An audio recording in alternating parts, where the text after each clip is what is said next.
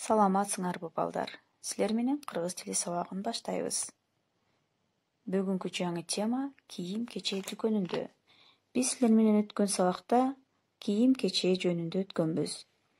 Анда эмесе, кийим-кече дүкөнүнө барганда биз эмнеге көңүл бурушубуз керек?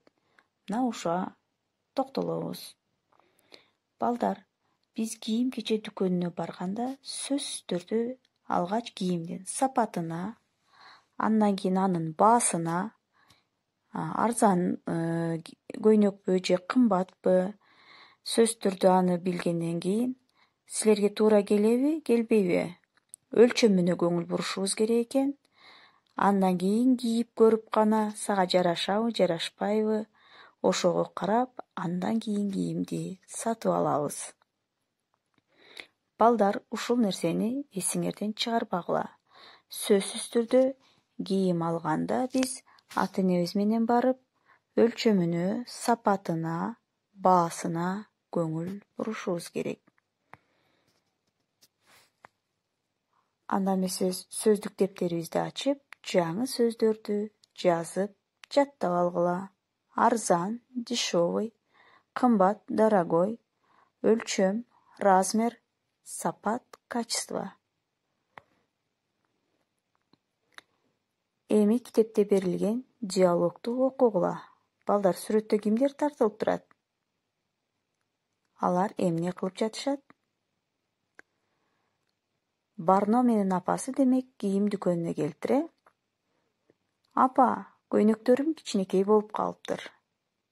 Ооба кызым, бул дүкөндө жакшы көйнөктөр бар эле. Кирип көрөлү? Макул апа, арзан болсо бир көйнөк алалы.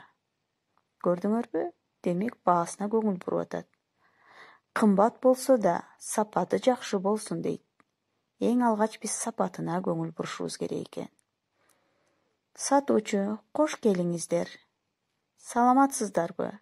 Биз көйнөк алалы дедик эле. Бизде көйнөктөр көп, кандай керек эле? Жибек көйнөк. Мындай көйнөктүн сыя көгү барбы? Бар. 36 өлчөмүн берейин, кийип көргүлө. Кызым, сенин өлчөмүң экен, жарашып да калды. Алгыла, баасы кымбат эмес, 300 сом, сапаты да жакшы. Рахмат, эч нерсе эмес дейт. Көрдүңөрбү балдар? Демек биз эң алгач кийимдин сапатына, баасына көңүл буруп, андан кийин сөзсүз түрдө жарашыгына дагы карашыбыз керек экен. Ал эми кийим-кече дүкөнүнө барганда сөзсүз түрдө сылык мамиледе болушубуз керек. Азыр эми дептерге 4-чү көнүгүүнү көчүрүп жазасыңар. Бул жерде үлгү деп берип койгон, бирок көчүрүп жазгыла. Ал эми ушул көнүгүүгө салыштырып 3-чү көнүгүү үйгө тапшырма. Кийимдерди атап, түсүн, өлчөмүн, баасын, сапатын айтып бергиле дейт. Демек силер тумак, чапан, өтүктүн түсүн, өлчөмүн, баасын жазышыңар керек. 29 бетте. Сабак түшүнүктүү болгон болсо, кийинки сабактан көрүшкөнчө.